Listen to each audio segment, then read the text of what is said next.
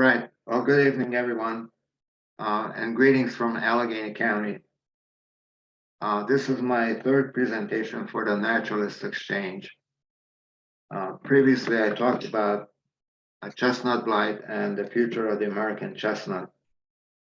And I also gave a presentation titled Our Friends the Bacteria, and these should be archived in YouTube, I guess. The Sun, Earth, Life, and the Season is my third book. I self-published all of them on Amazon's Create Space platform. My previous books included short nature stories, and all three of these books can be previewed on Amazon and on Kindle. And if you have a Kindle account, you can look at them for free. Or you can have your library order it.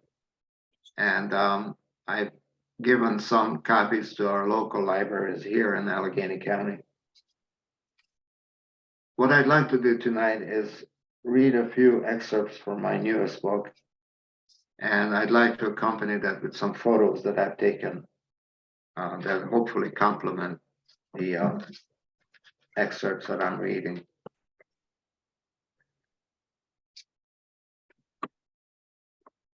So I'm going to start with the introductory chapter, and I'm going to read short passages from about 11 of the 12 chapters. Introduction. In a stiff, formal dictionary definition, phenology is a branch of science dealing with the relation between climate and periodic biological phenomena. In other words, it is a study of how organisms respond in their daily lives to changes in light, temperature, and available resources during different seasons of the year.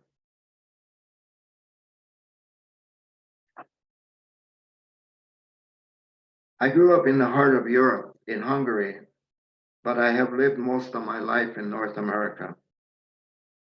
For me, a son of the Northern Hemisphere, summer represents the months of late June, July, August, and part of September. In the United States, my experiences with the natural world are mostly in the eastern part of the country. Having lived in Ohio, West Virginia, Pennsylvania, Massachusetts, and for the past 30 years in Western New York State, much of what I'm going to write about pertains to the areas that we call the Northeast. Within the northeastern states, there are, of course, important geographic, topographic, and climatic differences. And there are the year-to-year variations in weather conditions determined by the great flow of air called a jet stream, and by forces as far away as the southern Pacific Ocean in El Nino or La Nina years. Thus, there will be differences in phenological phenomena in different areas and during different years. However, much of what happens in the lives of plants, animals, and microbes over a year's time is going to be similar within the northeastern part of the United States and the eastern provinces of Canada.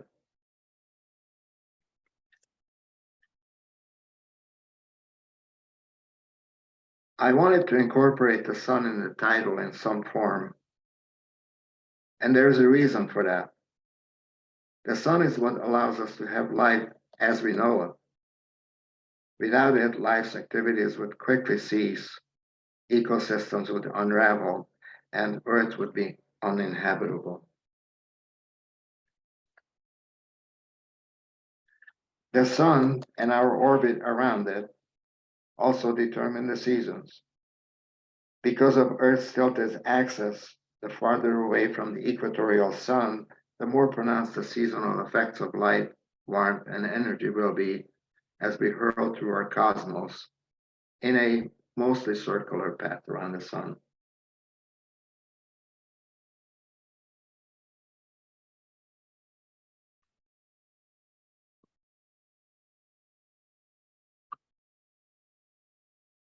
A logical place to begin the chronicle of the year is the first month of the modern Gregorian calendar, January. It is logical and orderly only to humans because the 1st of January is the dead of winter, and most organisms are dormant, sleeping, or are barely getting by in maintenance mode. Alternatively, some animals simply migrate long distances to more favorable winter quarters, and they will not be seen again for months. Some authors begin their chronicles in the calendar spring, in March, as new life begins to emerge after long, cold winter months. Then one can follow the progress of specific plants or track the return from winter quarters of different birds through a variety of websites, such as the Minnesota Phenology Network. Like Stephen Levine's Planet Steward and Bert Heydrich's Adventures in Maine, I will begin with the month of June, if for no other reason that was the first month in which I began to collect observations and information. And like Levine, I will include some sketches and poetry that I made along the way. There's probably a frustrated artist and poet somewhere in all of us.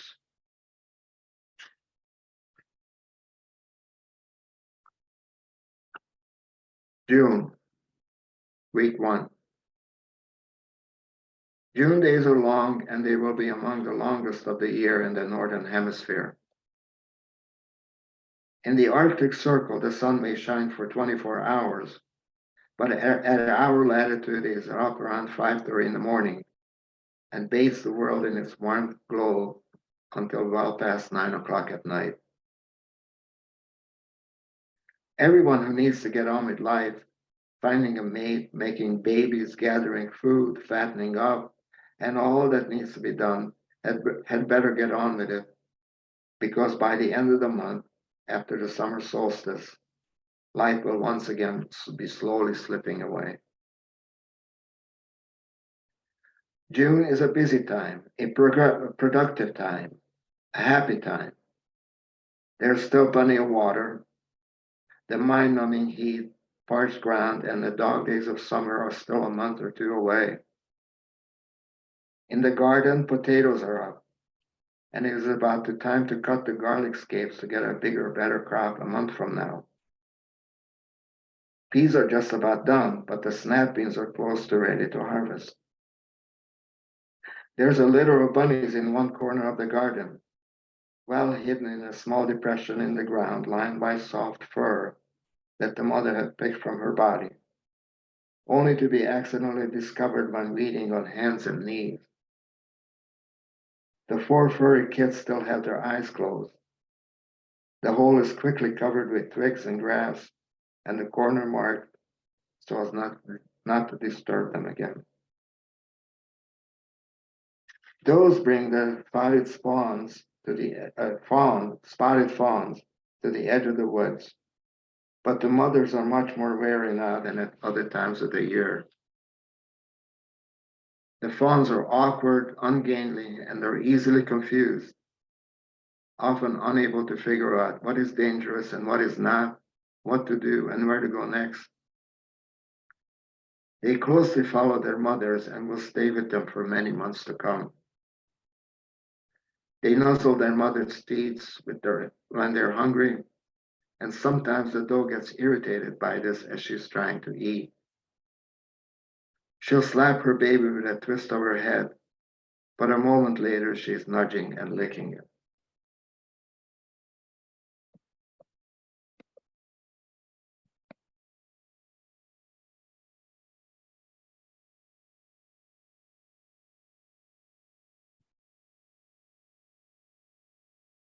I'm trying to advance to the next slide, but I'm not able to do so right now. Okay, yeah, I was going to ask about that. There's we're still on the book cover. It should have been until now, but now I needed to go to the next slide, and for some reason I can't advance it.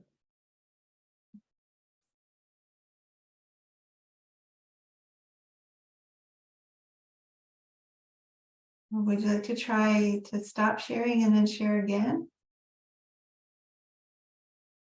Um,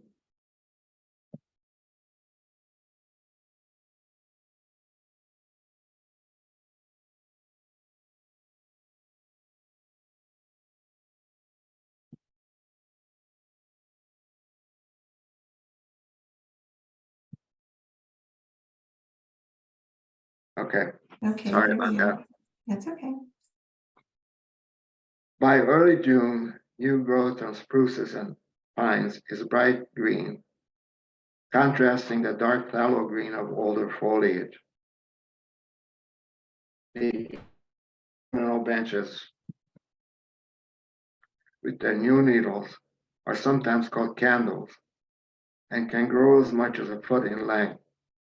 But in most cases, they add 5 to 6 inches to the annual growth of the tree.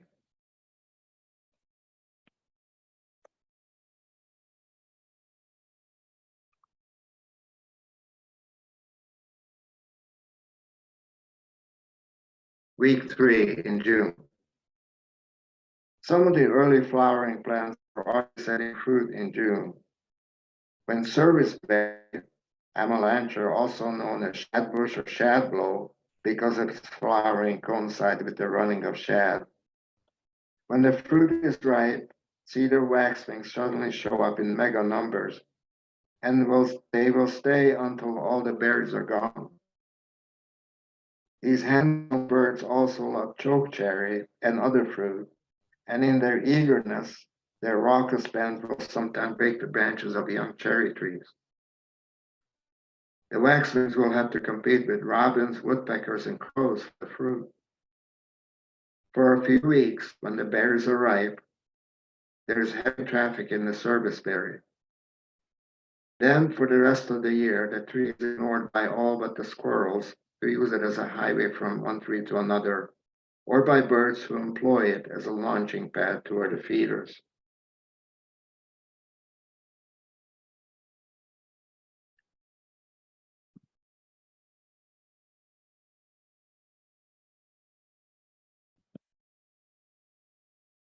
July.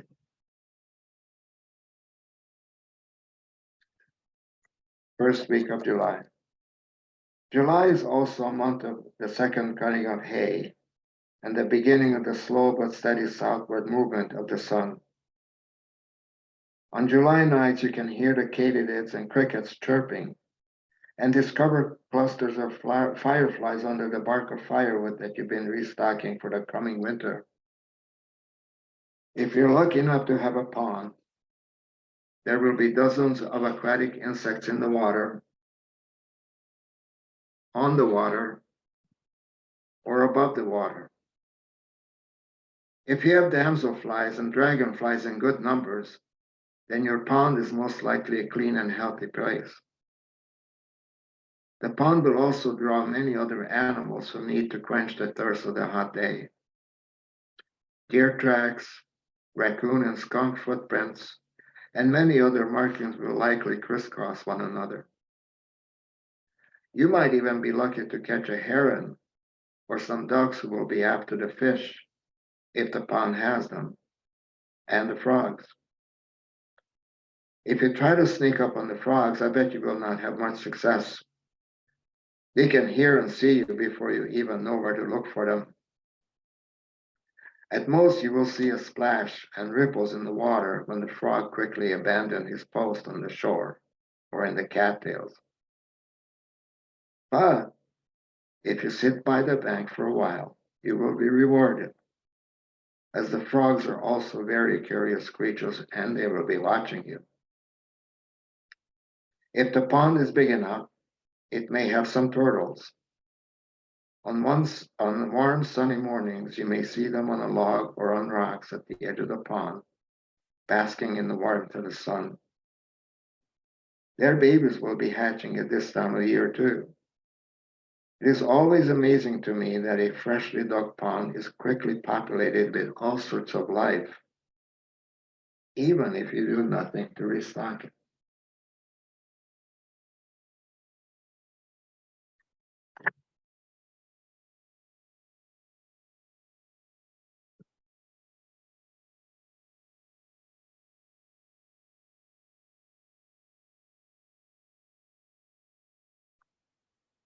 My youngest son and I fish in a pond, mostly for bullheads and sunfish. And I always try to get the boys to go swimming in what was a decent sized body of water. They were reluctant to get in the water. It had a thick bottom of mud, cattails and reeds growing on one end, a thick cover of alder bushes on the south side, and occasional nests of Canada geese in season. One summer day, I decided to show the boys how much fun it would be to swim in the pond. So I put on my bathing suit, waded into the shallow end, immersed myself, and splashed around for a few minutes. I finally emerged from the water, only to see the boys' horrified faces looking at my body. I had about 8 or 10 leeches clinging on to me.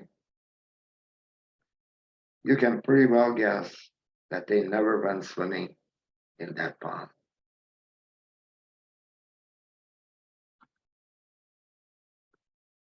August, week 1. One of the prettiest spiders, well, you may think that's a contradiction of term, but as you will see, I'm a bit weird, is the European garden spider, Arrhenius diametus. It is also called the crowned orb weaver and by several other names. It is hard to mistake them for any other species. They're large, yellow to brown, and have a distinct cross-shaped pattern on their backs. I encounter them most often in late summer next to the porch or sometimes under an awning or in the lilac bush next to the house. When the morning sun hits their delicate yet strong orbs, it reveals a work of wonder. If I go out early enough, I can see them in action of weaving their new orbs. It is the craft of a true artisan and the product of geometric precision. I don't care if someone wants to tell me that this is their instinct. The pyramids of Egypt or the skyscrapers of New York couldn't be more architectural masterpieces. And they do this daily during the summer because they consume their web material at the end of the day and make a new one the next morning.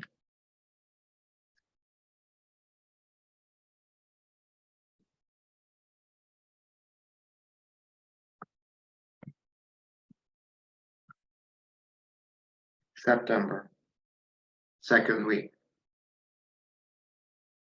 The yellow of goldenrods has almost imperceptibly begun to fade, but now the asters are blooming. Their white or purple flowers grow abundantly along the goldenrods in unmowed meadows and abandoned fields. When the flowering of the two overlaps, these fields present a vibrant and pleasing color combination. More than just eye candy, asters are important late-season sources of nectar and pollen for hundreds of insects, and the seeds are eaten by a dozen or so bird species. Some ecologists call goldenrod and aster keystone species because of their importance for sustaining wildlife at this time of the year. Bull thistle, Cirsium vulgare, is another favorite plant for some birds. The purple flower petals have withered, replaced by the cottony fluff of maturing seeds. This thistle species is common on disturbed sunny sites, and along with other thistles, it is an important for goldfinch who at this time of the year rear their young to coincide with the maturation of the seeds.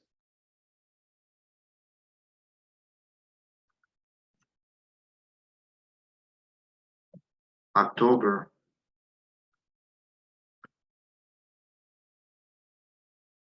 first week. Chestnut burrs are ready in early October. They fall on their own, or you can knock them off the tree with a long pole. After that, however, you best have a pair of sturdy leather gloves because the spines can hurt you as you attempt to open the husk.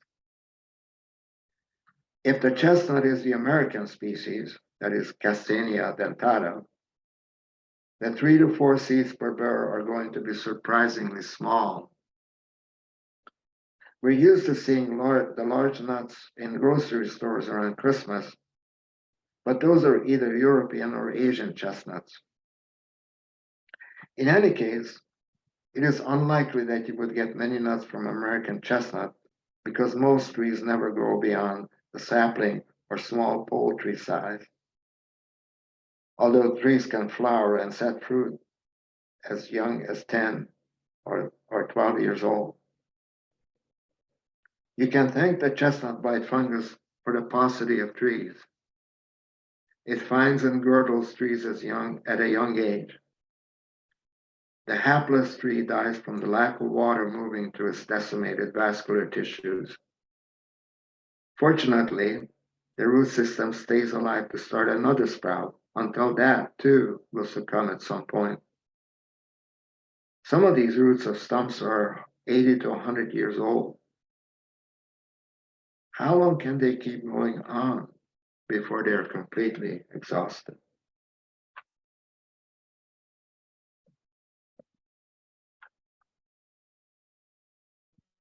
October, second week. Even more fungi come to life during October. My favorites are the fairy ring fungi that sprout overnight under the spruce trees and other conifers.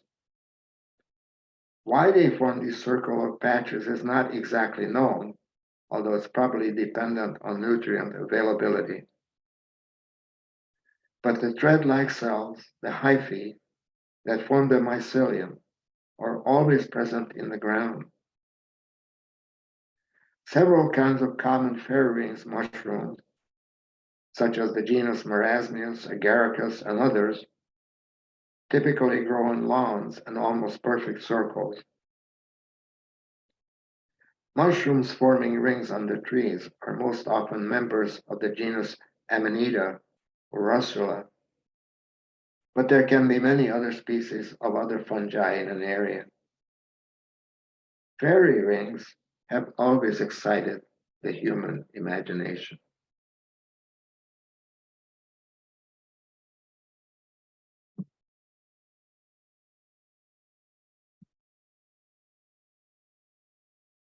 December.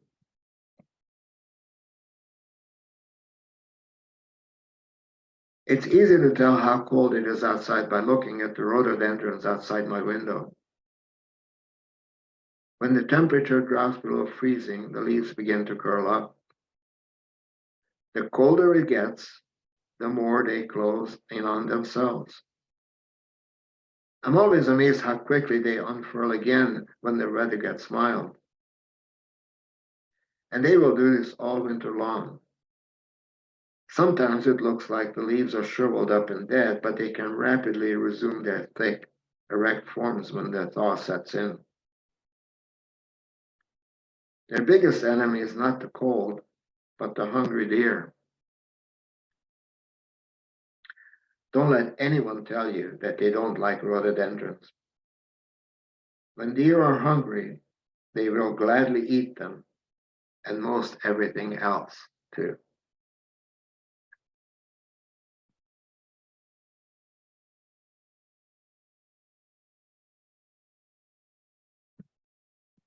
January, first week. Heavy wet snow keeps falling, and the woods begin to sound like a bowl of Rice Krispies as weekend tree-limbs buckle and break under their heavy loads. The temperature keeps dropping, and the crows, whose cawing was so loud in the morning, now grow silent. But the red squirrels love this weather. They're tiny compared to their larger gray cousins, but they're not deterred by the snow. You see their tracks as they tunnel under the snow. Some of the more industrious squirrels have amassed huge caches of Norway spruce cones under several trees. and they're working their way through stripping the seeds from the large female comb.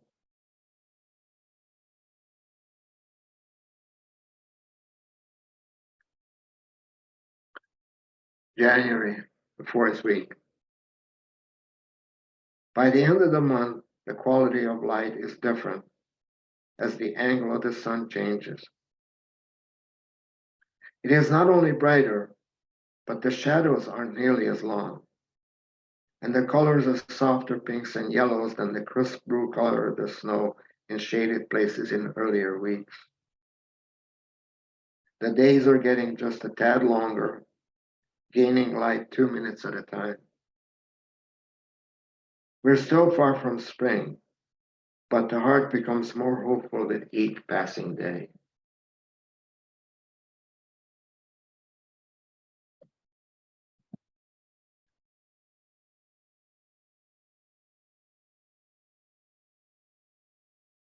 February, week 1. There's often a February thaw during the early part of the month. All of the accumulated snow melts quickly, and the small creeks that normally quietly snake through the woods become raging torrents of foam, mud, sticks, and rocks. There's usually a great deal of erosion. Rocks that weigh 50 to 100 pounds are easily swept along in a maelstrom. I never fail to be amazed at the power of water and how it can turn from the life-giving essence into a potentially life-ending force. Then, just as quickly, winter returns, and the land becomes silent and frozen again. In the late afternoon slanted sunlight, icicles hanging from tree branches take on the appearance of tiny LED bulbs, and the landscape is transformed into a light show for a few minutes.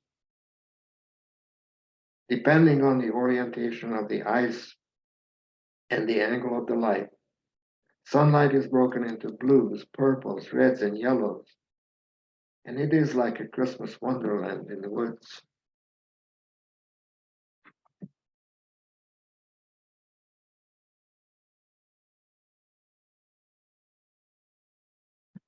Here's a poem, Boiling Sap. Deep snow stills the woods. Ice sparkles in the morning sun, but the longer days are brighter and the wind is a bit kinder. The February sky is filled with the nasal chords of geese and the loud squawks of crows and trills of blackbirds in the field. Time to drill the holes, tap the spiles, hang the buckets, and enjoy the drip drip sounds of sap from Maple's awakening. The sled, laden with pails, overturns in the rutted lane. Nothing else to do but haul the load by hand to the roaring fire. Split wood, boil all day and deep into the night, with the promise of sweet nectar on buckwheat cakes in summers to come.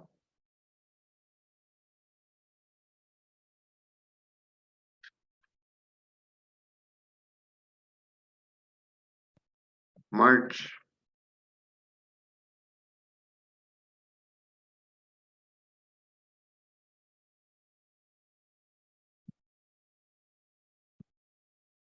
the third week.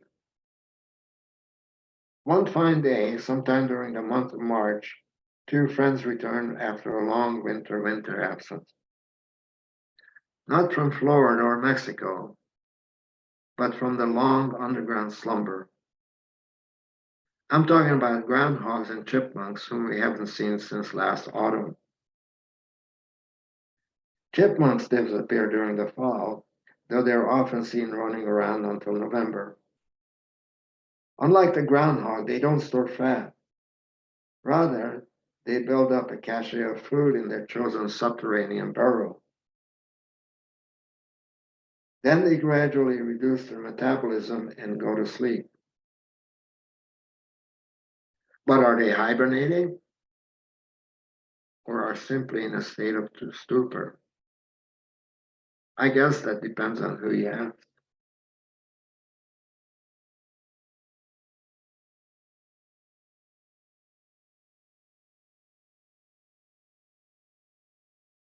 April,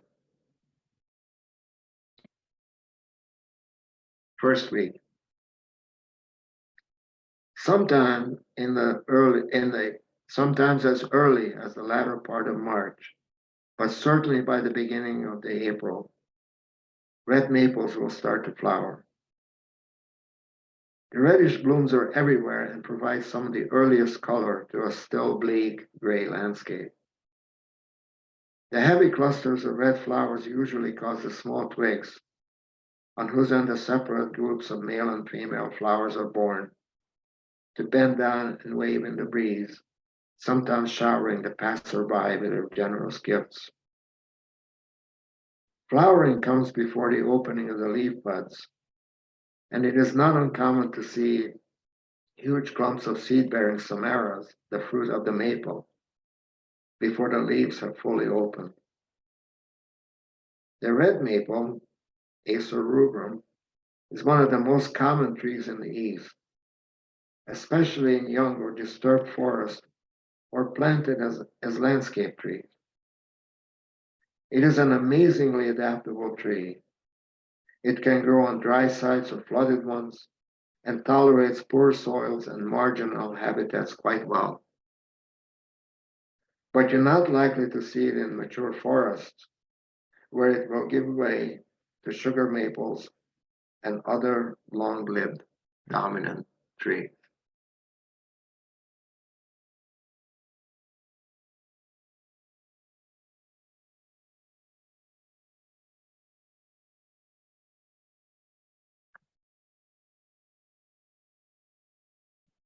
May.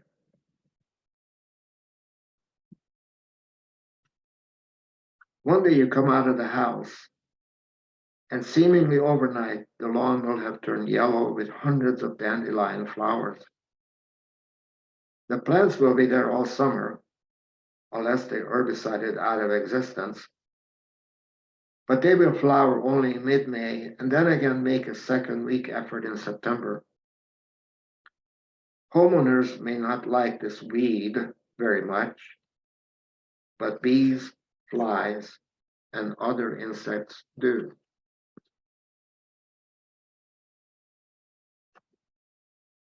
The dandelion is a wonderful plant, not just for insects, but for people too. The leaves are delicious and nutritious in salads. Flowers can be turned into wine. The roots can be eaten or used in tea. It has nutritional value in terms of vitamins and minerals, and medicinal value as a diuretic or an anti-inflammatory. Its delicate composite flowers are beautiful, and its parachute-like seeds are fascinating as they catch air currents for dispersal. We loved them as children and made necklaces from the hollow stems. So what happened to us? Weed-free lawns, indeed.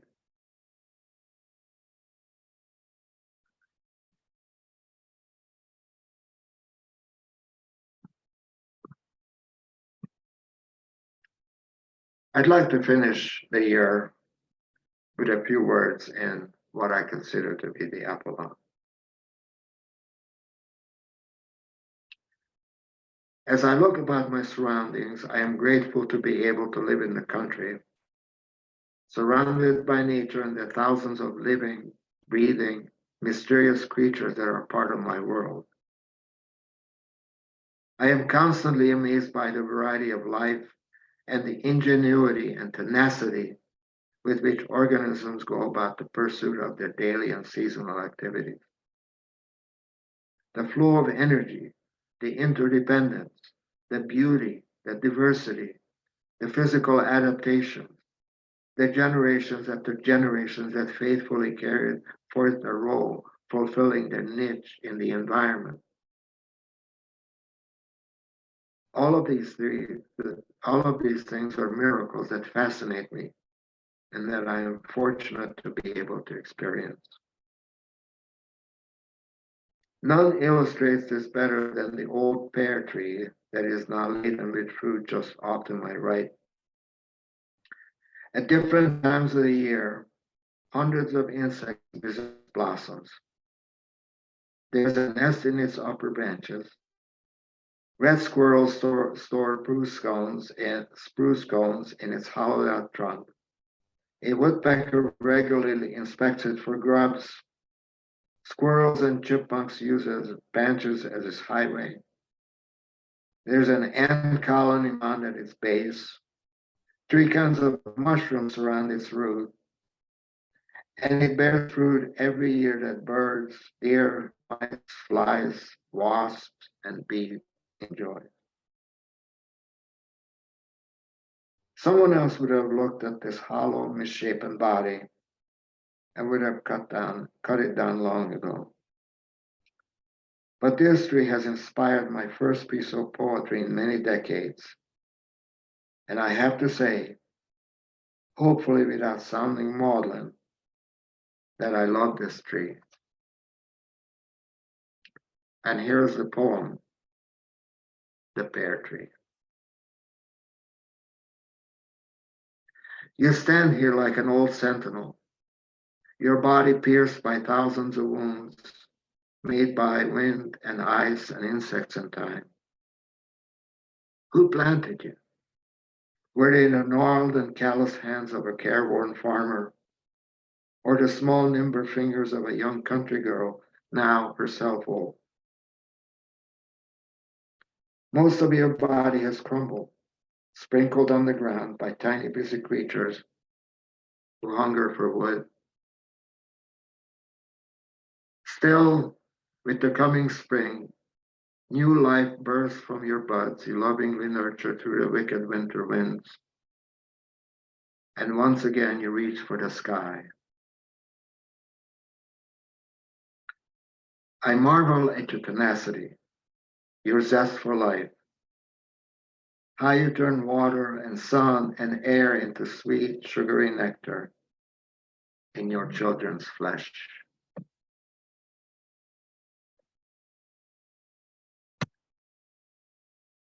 Thank you for listening to a few passages from this book. I hope you found it entertaining and informative. But I will leave you a quote attributed to Marcel Proust. Our wisdom begins where the author's ends, and we would like him to give us answers, while all he can do is give us desires.